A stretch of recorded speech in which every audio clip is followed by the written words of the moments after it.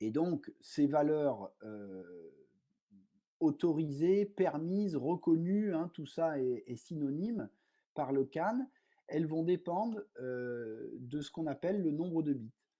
Donc, je vais vous demander de regarder le document avec les courbes. Vous avez le signal original ici et qui a été numérisé soit en 2 bits, soit en 3 bits, soit en 4 bits. D'accord? C'est 3 tentatives de numérisation. Et évidemment, vous voyez qu'il y a une tentative qui est un peu meilleure que les autres. L'idée, c'est d'être fidèle, hein. Le signal le plus fidèle, c'est le dernier, évidemment, hein. Chacun voit ça. Signal numérique le plus fidèle. N'hésitez pas à zoomer sur mon document pour voir ce que j'écris si c'est un peu petit pour vous. Voilà, d'accord? Donc, j'aimerais que vous arriviez à trouver un lien, c'est ma première question, un lien mathématique entre le nombre de valeurs numériques possibles, c'est-à-dire le nombre de niveaux de quantification du CAN, et le nombre de bits, en regardant le petit b, petit c, petit d. Oui, Jade, c'est ça. Alors, Nadine, c'est une très bonne question. La réponse est un tout petit peu compliquée. On approfondira un peu après. Ce qu'il faut que vous connaissiez, ce n'est pas les valeurs qui sont permises, c'est le nombre de valeurs permises. D'accord? Ça, il va falloir connaître. Et ce n'est pas la même chose.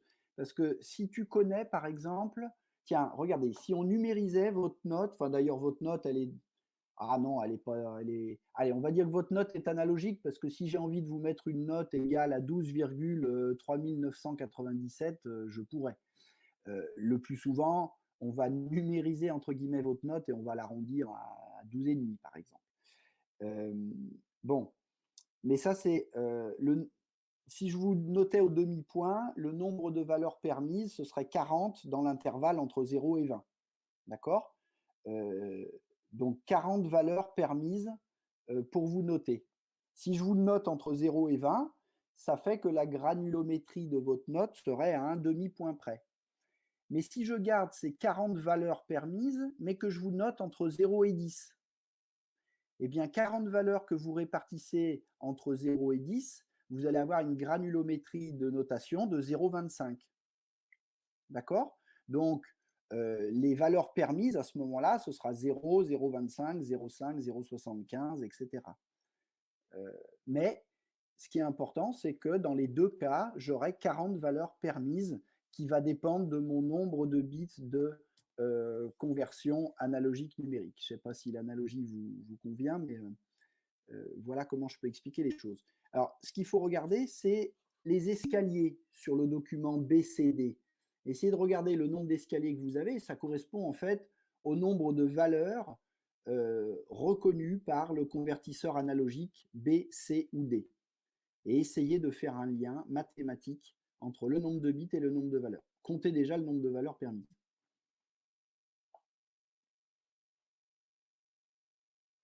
Alors, la réponse à ta question, Nadine, elle va être plutôt dans le petit 2.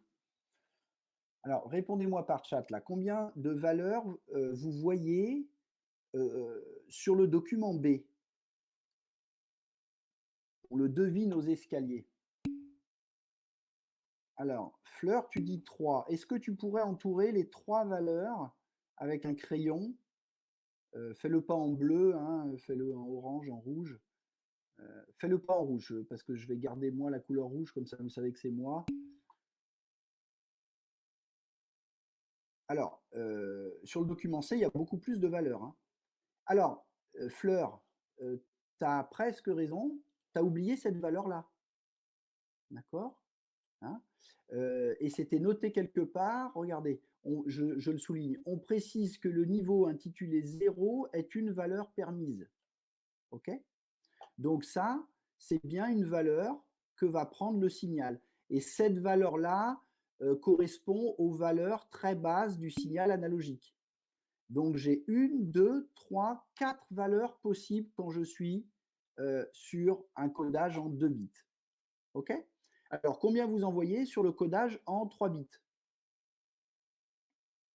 Répondez par chat ou à l'oral, hein. Alors vous envoyez 8 et vous avez raison. D'accord? 1, 2, 3, 4, 5, 6, vous voyez les traits que je fais, 7 et 8. Vous avez 8 valeurs. Faites le même décompte sous 4 bits.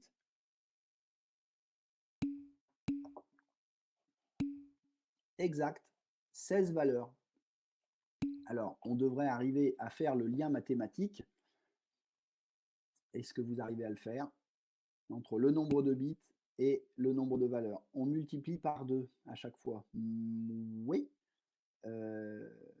Et si je te demande le codage avec 30 bits, Yanis, est-ce que comme ça tu peux répondre rapidement ou pas?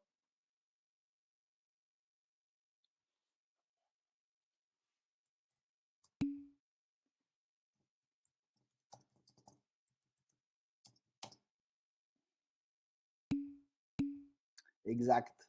C'est 2 exposant le nombre de bits. D'accord? Voilà la réponse. La réponse à la question 1,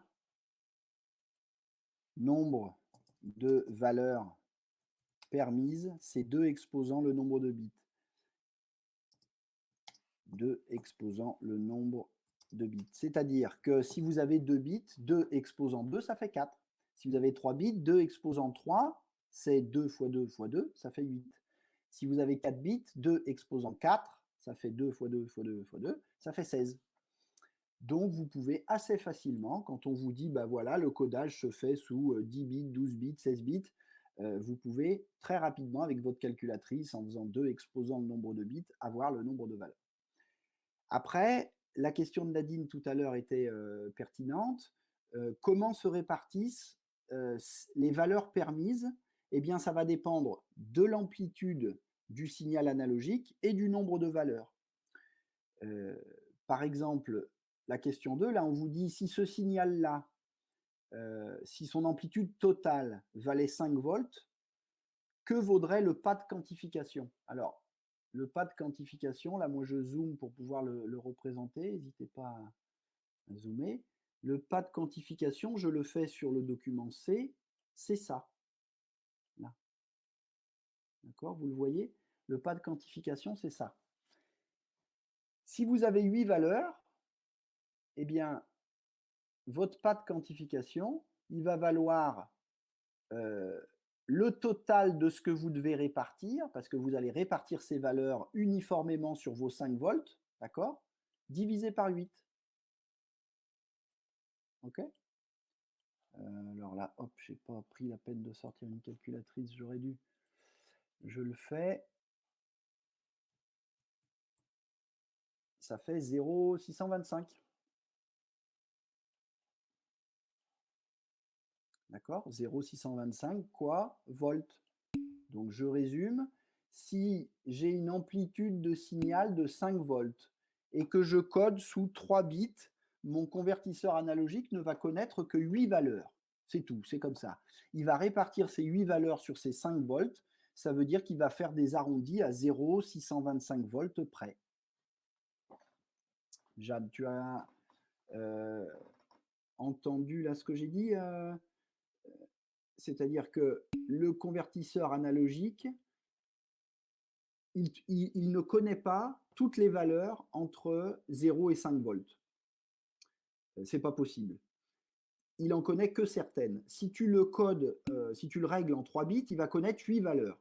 Alors, comment tu répartis uniformément 8 valeurs entre 0 et 5 volts? Bah, tu prends une valeur à 0, une valeur à 0,625 volts, une valeur à 2 fois 0,625 volts, etc. Et quand tu arriveras à 8 fois 0,625, tu seras arrivé à 5 volts. Tu auras réparti 8 valeurs entre ton minimum et ton maximum de signal. Ah oui, 5 volts, Jade, regarde, c'est ici, là. Je suis dans la question 2, là. Hein? Tac. Si l'amplitude totale crête à crête, c'est-à-dire l'amplitude totale du signal, elle est là, c'est ma double flèche, là.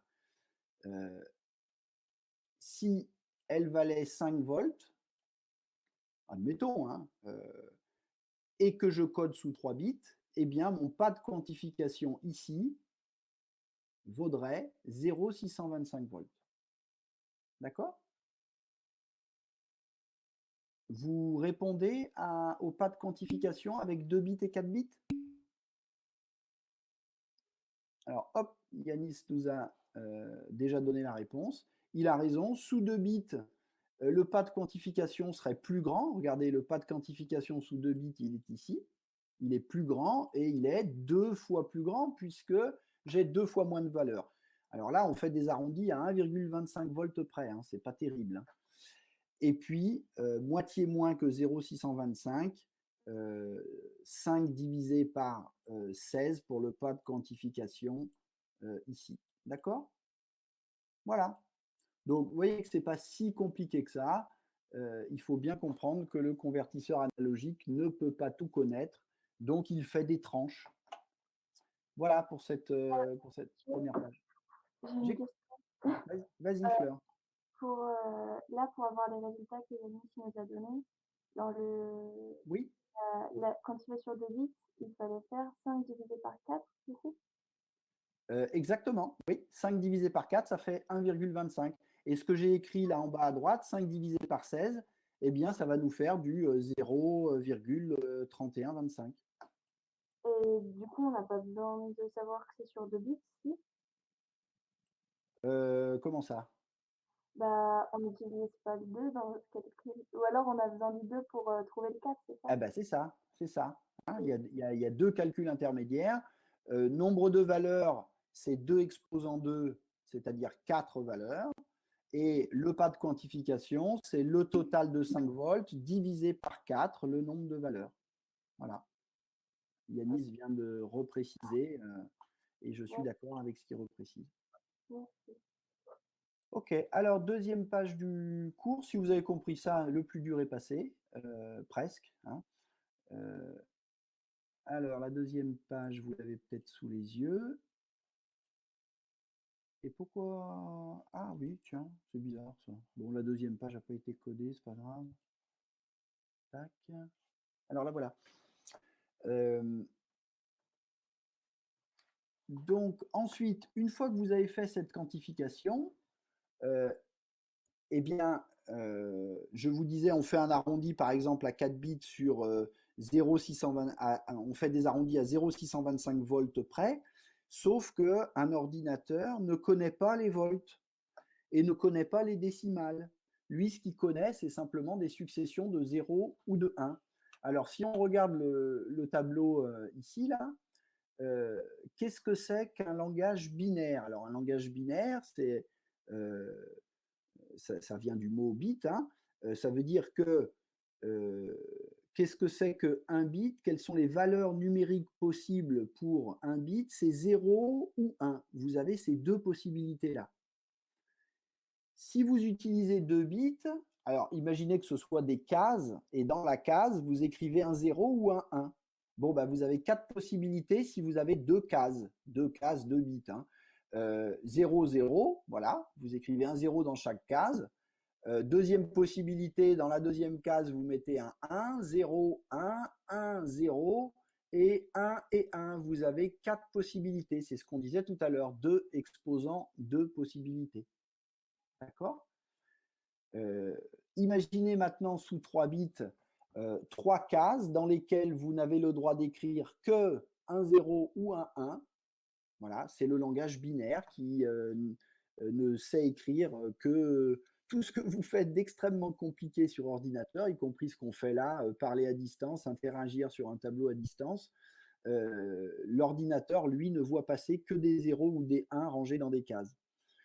Alors, on ne code pas en 3 bits. Hein. Ce qu'on fait est assez compliqué, donc c'est des codages beaucoup plus élevés. En général, c'est 24 bits.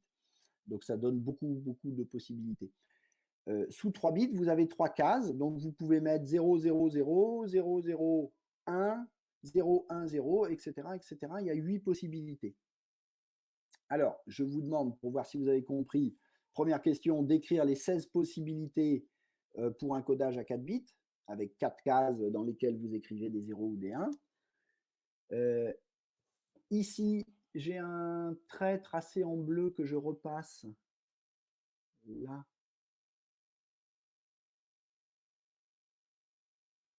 Est-ce que vous pourriez m'écrire ce que l'ordinateur verrait? Sachant que vous avez un exemple ici, là, heu, je le mets en orange. Ici, vous avez un 1er trait de tracé, là.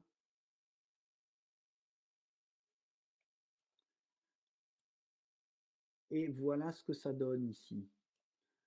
Le bit 0, il est sur une valeur haute, ça veut dire un 1. Donc le bit 0, c'est celui des unités, hein, si vous voulez. Donc le bit 0, il se lit comme pour un nombre tout à gauche. Et le bit 3, tout à droite, pardon. Et le bit 3 se lit tout à gauche. Le bit 3, vous voyez, il est sur un état bas, donc il est à 0.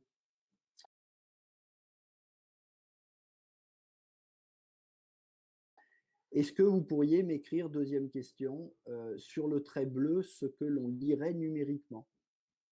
Et enfin, pour un CD, donnez-moi le nombre de possibilités possibles sans les écrire. Quelles sont les 16 valeurs possibles, en codage binaire pour un codage sous 4 bits? Première question. Et la deuxième question, que lirait un ordinateur sur le trait bleu dans le document C? Alors Émile, tu parles des possibilités, je pense. Il faut changer, 1 bit à la fois. Faut pas, c'est-à-dire que, première possibilité, il faut le faire de manière ordonnée, quoi. Hem, 1re possibilité, tu mets, tous les bits à 0. D'accord? Donc ça fait 0, 0, 0, 0. D'accord? Et à chaque fois, on décale, oui, si tu veux.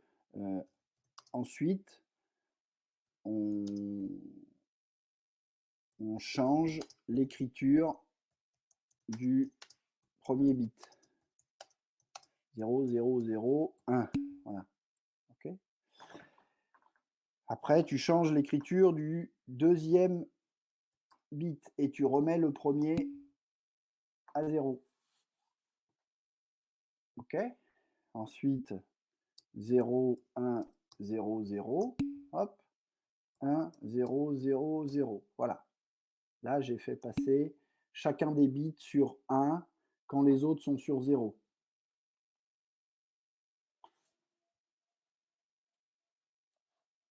OK, je suis d'accord avec la lecture, je ne sais pas qui l'a faite, 0, 1, 1, 0. On est bon. OK. Sur un CD, j'aurais combien de possibilités? Troisième question. Ça va être une question qu'on va vous poser, hein.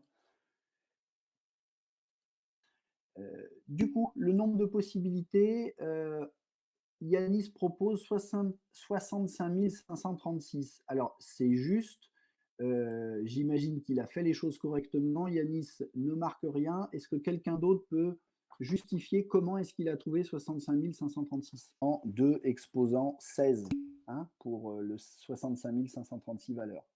Donc, si votre signal varie entre, je sais pas moi, 0 et 10 volts, le pas de quantification, serait égal à 10 volts divisé par 65 536. D'accord? Un signal sonore assez fort, ce sera 10 volts.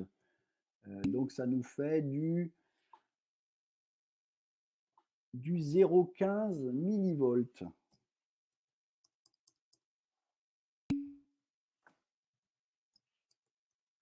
Donc rendez-vous compte, en fait, dans un CD, on est capable de faire une différence sonore à 0,15 millivolts près. D'accord? Donc là, vous avez un pas de quantification qui est très petit parce que vous avez une quantification sur un grand nombre de bits. Bien, alors ça nous amène à la dernière partie du cours, qui va nous permettre de conclure et puis, bah, vous semblez avoir, bien compris, heu, jusque-là, donc ça va permettre de conclure facilement. Regardez bien ici, un même signal dans le petit 3. Quelle est l'influence de la quantification sur la forme du signal? Je pense que vous l'avez comprise. En bleu, j'ai mon signal, analogique, d'accord? Ici, là, qui varie, continuellement et j'ai un échantillonnage qui est ce qu'il est, c'est-à-dire que, en abscisse, heu, ici,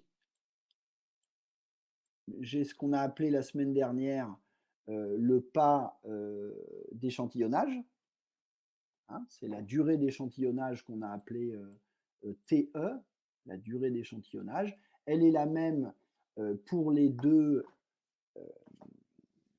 documents. Par contre, j'ai codé sur 3 bits d'un côté, 2 bits de l'autre. Donc j'ai plus de niveaux de quantification dans le premier document que dans le deuxième.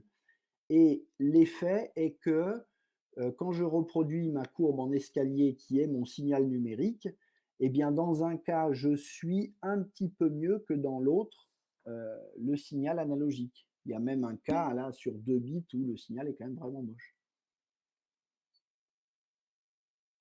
Donc, quand vous augmentez le nombre de bits, ça a, une incidence effectivement sur la fidélité de l'enregistrement. Donc quand est-ce que l'enregistrement est le plus fidèle? Répondez-moi. Vous avez à peu près répondu, mais, voilà, la courbe 1. Enregistrement numérique plus fidèle.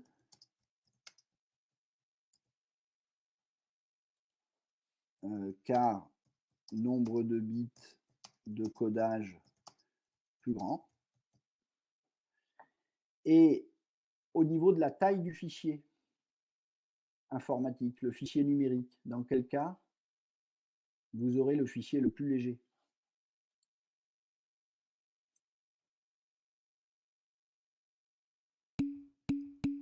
Ben oui, fichier numérique plus léger.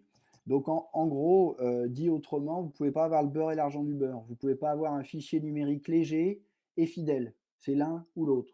Donc plus vous allez être fidèle, plus vous aurez un grand nombre de valeurs à stocker, à retenir, à mémoriser. Et donc ça prend de la place. Votre fichier numérique sera plus lourd. Et si votre fichier numérique est léger, bah, soyez content peut-être pour emmener beaucoup de musique avec vous, mais soyez sûr d'une chose, c'est que ce que vous allez écouter ne sera pas très joli. Voilà. Alors après, si vous avez une mauvaise oreille, eh ben, ça suffira peut-être, mais voilà. Donc, si maintenant on mélange les 2 critères, c'est-à-dire à la fois je fais varier la fréquence d'échantillonnage et à la fois je fais varier la, la quantification. Quel est l'effet? C'est ce qu'on a dans le petit 4. Donc là, je fais varier 2 choses. Je résume, hein, la fréquence d'échantillonnage, c'est ce qu'on a vu, en séance 7. On fait varier le choix du nombre d'échantillons. Évidemment, plus j'ai d'échantillons sur mon signal analogique, meilleure sera, ma fidélité au signal analogique. Et on sait ensuite, j'ai vu l'influence du nombre de bits. Plus j'ai un nombre de bits important, plus mon fichier est lourd, mais plus il est fidèle. Donc autrement dit, voilà, pour résumer, est-ce que vous pourriez me faire peut-être une phrase, Fleur?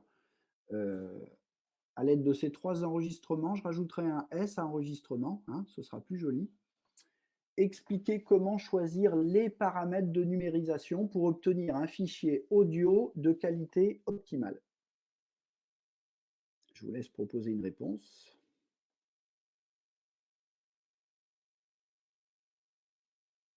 Donc, on est d'accord, la courbe en vert, je suis dans le petit 4, hein, la courbe en vert, c'est le signal analogique, c'est la réalité. Et le signal en bleu, c'est le signal numérique, c'est une approximation de la réalité. C'est pas très chouette, mais c'est ça qu'on utilise au quotidien. C'est une dégradation de la réalité. Alors l'idée, c'est que la dégradation, soit la moins grande possible. Alors si je veux que cette dégradation du signal réel soit la moins grande possible, ce que je pourrais traduire par être le plus fidèle possible, eh bien, comment je dois choisir les paramètres de numérisation. Faites-moi une phrase pour résumer ça. Il faut me parler de 2 choses, hein, vous avez compris, hein. La fréquence d'échantillonnage et la quantification. Bon, bah, il n'y a plus qu'à compléter mes textes à trous, quoi, en gros. Vous le faites?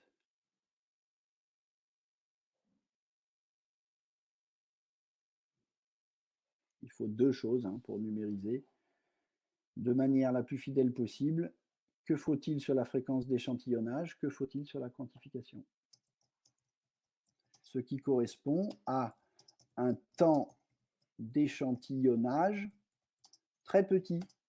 On veut que le temps d'échantillonnage soit très petit. On prend une valeur très souvent.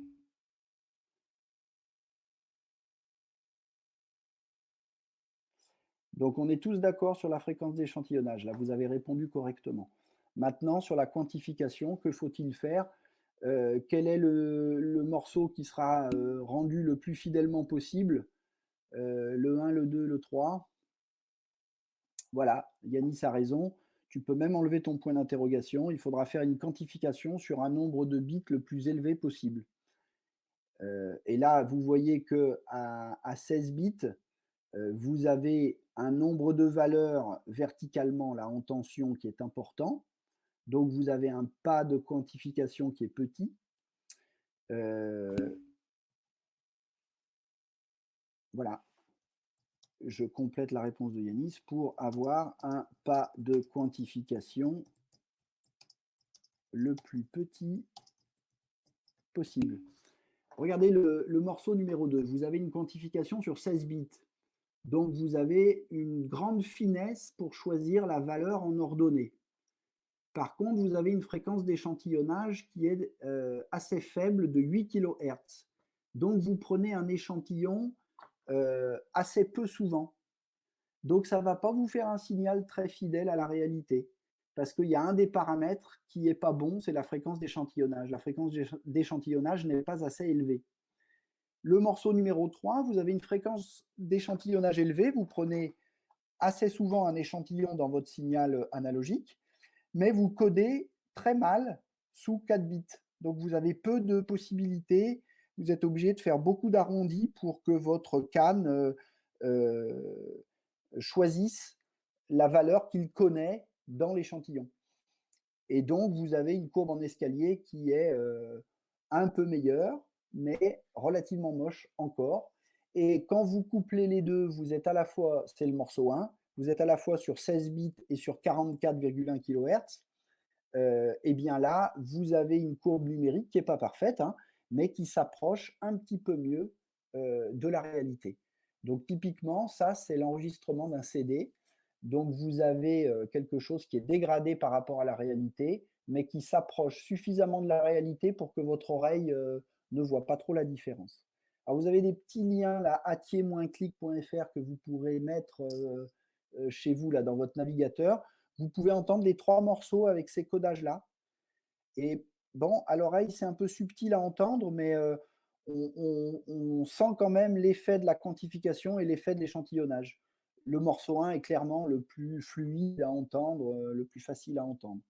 Moi, celui que j'ai beaucoup de mal à entendre, c'est le morceau numéro 3, parce que la quantification sur 4 bits fait qu'il y a beaucoup de différences de hauteur sonore, un peu en permanence. On passe d'une valeur sonore à une autre de manière un peu brutale, et on a l'impression que il y a quelqu'un qui s'amuse avec le bouton du volume. Donc c'est assez désagréable à entendre. Donc mauvaise numérisation si vous préférez. Bon, par contre, tout ça aura une conséquence, c'est que si vous avez, je résume, si FE, la fréquence d'échantillonnage, est grande et Q, la quantification avec un grand nombre de bits,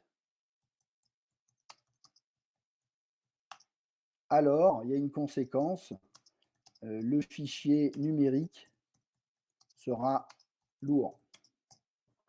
Alors, si c'est une musique importante, bah, très bien. Mais par exemple, actuellement là, je pense que je suis, alors je suis peut-être codé en 24 bits. Par contre, la fréquence d'échantillonnage, elle doit se résumer à, 6 ou 8 kHz, pas beaucoup mieux, quoi. Donc on doit avoir un enregistrement là pour s'entendre aujourd'hui, qui doit ressembler à celui-là, là, hein, sur ce genre de plateforme, et c'est pareil sur un téléphone, hein. La fréquence d'échantillonnage sur un téléphone, c'est 8 kHz. Ça fait pas des sons très bons, mais ça suffit à peu près à reconnaître, la voix, là. Vous voyez bien que c'est pas madame Dupont qui vous fait le cours de physique, là, par exemple. Bien. Voilà, donc regardez Émile, heu, ah oui, bah, écoute, je les ai écoutés hier, Yanis, donc ça va revenir, hein. Ils sont en maintenance, comme un peu tout le monde en journée, ils n'arrivent pas à suivre. C'est un peu désolant, mais c'est comme ça. Pour la séance suivante, vous avez des exercices qui sont très courts, hein. Je pense que c'est 2-3 minutes par exercice, hein, ça vous prend 10-15 minutes. Vous avez ça à faire, je vous propose la correction lundi prochain. Et voilà, le lundi suivant, on essaiera une petite évaluation en temps réel sous forme de QCM peut-être, voilà, hein, je vous encourage à travailler, à me poser des questions par messagerie si vous êtes en difficulté, même si, je ne suis pas le cours le plus important. Si vous voulez pas prendre de retard, n'hésitez pas, je veille, mon ordinateur de très près.